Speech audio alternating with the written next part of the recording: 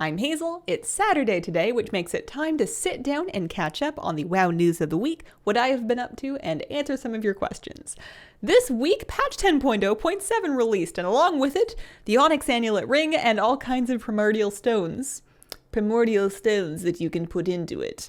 The news of the week regarding the stones is that the condition that they rolled out in was not very good, and therefore they've received a number of hotfixes to try to bring them up to where they're supposed to be.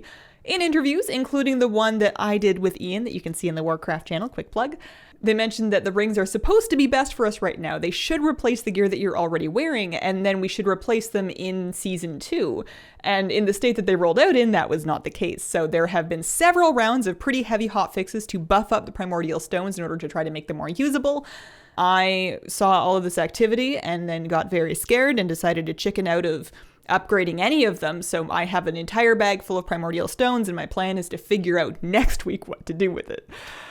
Speaking of Season 2 and patch 10.1, Blizzard released a lengthy blue post detailing tier set acquisition and the future of the Catalyst in patch 10.1 in Season 2. It is a good read, I will link it in the description, but a couple of highlights and takeaways from this post that I want to point to and put on the screen, because that's what we do here. The first takeaway is that there will be no action required to get charges on the Catalyst in Season 2, different from what we have right now where you need to complete a weekly quest in order to add a charge. The argument behind them adding that weekly quest in the first place was that it was taking the place of the Cosmic Flux currency requirement that the Catalyst had at the end of Sepulchre, but they've decided that it's just not needed and you're just going to get a charge weekly the way it worked before, but with no Cosmic Flux, thankfully. The second change is that clearing the new raid on Heroic, or getting 2200 Mythic Plus rating, or getting 1800 PvP rating, will get you a token that you can exchange for any Heroic level tier set item. There is one per character, so no need to do all three of those things. This is intended to be kind of a reward for having cleared a meaningful amount of that content, as well as kind of a gimme, especially for Mythic Plus and PvP players, to help them get tier, because they do not get it nearly as fast as people from Raid. For Raid, it feels kind of redundant to get one free piece of Heroic tier after you cleared the Heroic Raid, especially if the last boss of Aberrus turns out to be anywhere near as much of a wall as Razageth was by the time you have your AOTC. Most people, I would say, have tier. Certainly not everybody, but I think that bonus token is going to be more important on the Mythic Plus and PvP side of things. A, because they need it more, but secondly, because 2200 Mythic Plus and 1800 PvP feels easier than Heroic Raid to me. Maybe just because you don't need to wrangle as many people.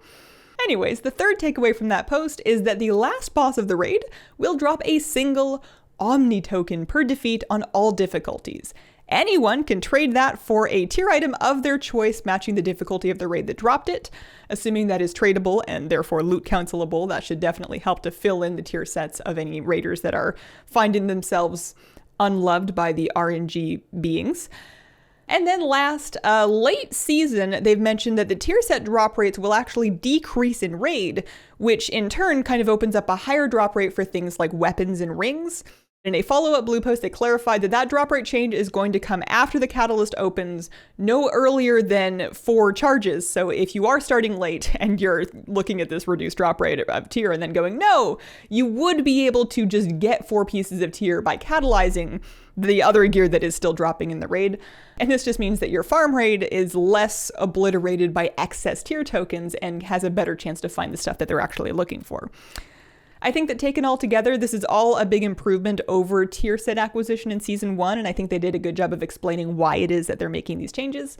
It is still really slow tier for players that don't raid, and you could argue that maybe if you're not raiding, you don't need tier, but people that are Mythic Plusing and PvPing are competing with other players that do have tier because they also raid, and the people that choose to do both are going to get their tier early and therefore have kind of an unfair advantage in the other two activities because they got their sets first. I personally think you could maybe nudge the Catalyst up a couple of weeks. I'm not saying instantly open it, but week 6 still feels kind of slow to me, although clearly this is something that they are keeping an eye on and thinking about, and it's possible that they would have an earlier Catalyst release for Season 3, depending on how things go in Season 2. They mentioned not wanting to change too many things at once so that they can see the impact that their individual changes have without just twisting all the knobs and levers in the machine and then going, wow, I wonder why that happened. They also seem to know that once you do a big thing like making the catalyst open earlier, it's very hard to get away with backpedaling if you change your mind. So they're very cautious about doing that kind of thing in the first place, because you got to kind of commit to it. Other things going on in Live WoW, we are about to begin the turbulent timeways. Blizzard has announced that there will be 6 consecutive weeks of Timewalking events, starting with a week of Cataclysm, and then MoP, WoD, Legion, BC, and finally Wrath.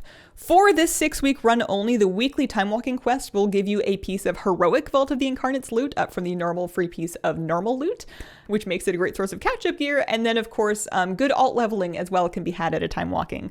I know lots of people like to get their level 60 alts up to 70 by taking them through Timewalking as opposed to questing, so there'll be 6 straight weeks of availability for that.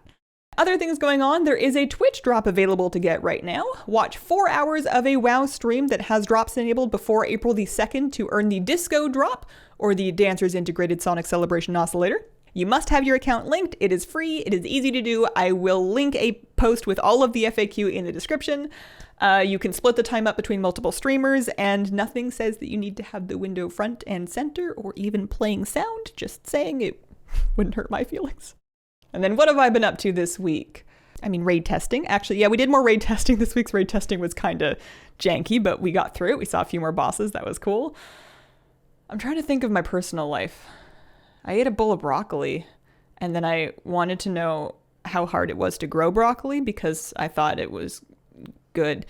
And then I looked it up, and it turns out it's like a cold season vegetable that you start pretty early if you're going to do a spring crop, and then, you know, wants like 6 to 8 hours of sunlight, which is kind of where I tapped out of it. So I guess big broccoli has got me again for this year, but one day I'm going to have my own supply. And then questions from the week. Jordan wants to know, have you heard anything about the Datamined Evoker spec being more of a Bard style spec? There was some speculation that way instead of a tank. Also, how would you feel about a Bard style spec in general, buffing and debuffing instead of doing direct damage? So yeah, I did hear that a little bit while I was poking into it last week, and then a little bit more since. It sounds very interesting. I think that a utility only, or like a utility-based spec, like you're saying, that operates via buffing your allies and debuffing your enemies as opposed to directly healing and damaging on your own, sounds really interesting, but also really difficult to pull off in WoW, and it's hard to imagine the benefit that it could bring, that it would make it worth how risky it is to add something like that, and how hard it would be to balance against the existing structure of the game. Does it replace a DPS or a healer? How do you make it valuable enough to make it bringable to something tightly tuned like a 20-man Mythic Raid or a timeable Mythic Plus without making it so good that it's like mandatory? I guess those are questions that you have with lots of classes, and there are classes that kind of do both healing and DPS. I think that a second healing spec would be kind of cool, although I can't imagine what I would want it to do that would be that much different from the first healing spec to make it worth having another one. I don't know what I want. I guess I'll see what it is if it turns into a real thing, and then decide then. And then Brayden wants to know, with as much as you love leveling alts, would you ever consider doing an old school leveling challenge to mix it up? Something like leveling without dying, leveling only using white quality gear, leveling without killing anything. So yeah, that does sound fun. However, the trouble is that leveling alts is kind of a downtime activity, and my other WoW downtime activity is collecting mounts and pets and toys and transmog. And not once in my life have I ever run out of mounts and pets and toys and transmog to farm for. Not even close. My best all the things percentage is like 78%, and that's if we're only looking at clothmog, and I'm not even a priest main anymore.